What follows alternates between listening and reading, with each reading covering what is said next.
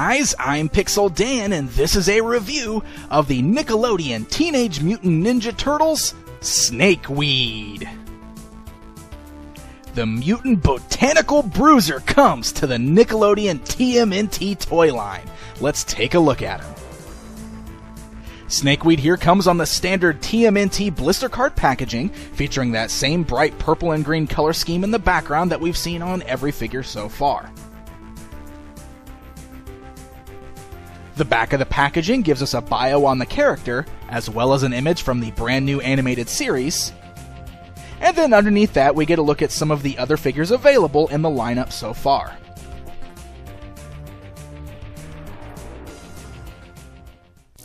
Now, removing Snakeweed from the packaging, there's actually quite a bit of assembly you need to do with this guy. Since he's got such big parts on here, you gotta put a lot of them together. That's how Playmates had to cram him into this blister card packaging. So, first of all, his feet do have to pop on, and like some of the other figures we've looked at, it is a one-time assembly. You just gotta kind of put some pressure behind it, pop them on the little joints there, and they lock into place, and you won't be able to pop them back off after that, so they won't be loose or fall off or anything. Other than that, you also have to attach the two antennae to the top of his head, and you have to attach the two vines to his claw pincher hands. Once you get all the assembly done, there's Snakeweed, the very first mutant we saw, aside from the Turtles of course, in the brand new TMNT cartoon series. I must say, this guy is really cool looking. I knew upon seeing this guy in the cartoon series that he was going to make one really neat looking action figure, and that is absolutely the truth. The design of the character looks exactly like he did in the cartoon series. It's really nicely done. It's a really great sculpt with such a wacky design. I really love this guy. He's a crazy cross between a praying mantis and a plant, which is a really neat idea for a character. You can see right there on his chest, his heart is embedded with the vines over it, which of course was a key item on the character in the cartoon series.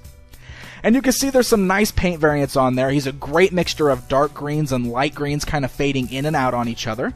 And on the lower portion there, even on the inside of his legs, you can see he's got the red areas, which if you saw the cartoon series, you know that's where he split his legs apart so that he can still walk after he was a mutant. Now, lacking on this are the details like the little bones in his legs, which you can see in the animated series. It would have been cool to see that on there, but I think I can understand why Playmates might have opted to remove that from the toy. It is kind of gruesome.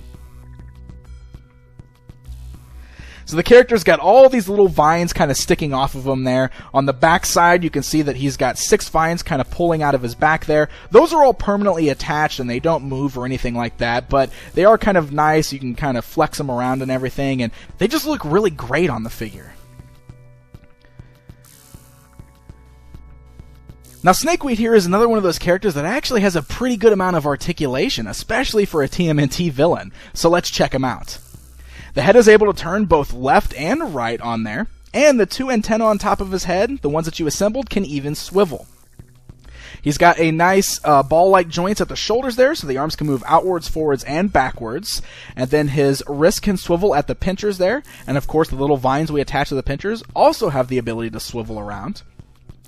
He's got a twist at the torso, which is also a nice rocker, so you can kind of rock his upper body around and swivel it side to side. He's got good hinge joints at the thighs there, so legs can move outwards, forwards, and backwards. And he does have knee joints, which allow his legs to move backwards a little bit. Now, you will notice that his legs are kind of always stuck in this little bent position. I do wish we can straighten them out a little bit, but it's not too bad, and with all the articulation on this guy, you can get some pretty cool poses out of him.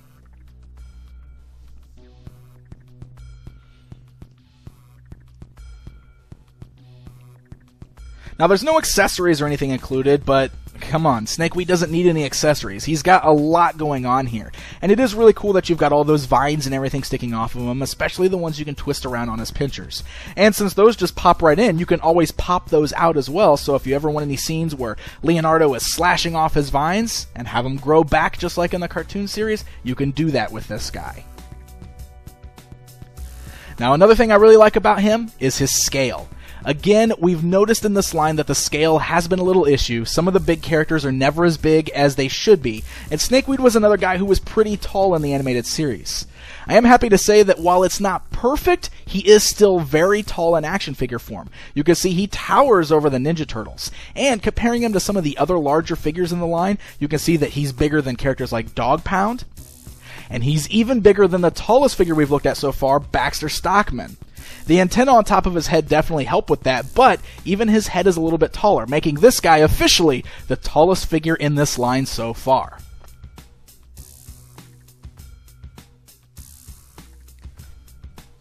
So there you go, guys. There's a look at the brand new Snakeweed action figure.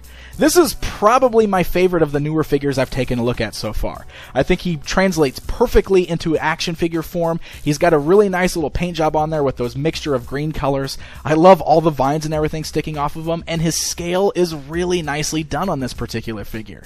So if this is one you see in the stores, I would definitely call it a must-have for your collection.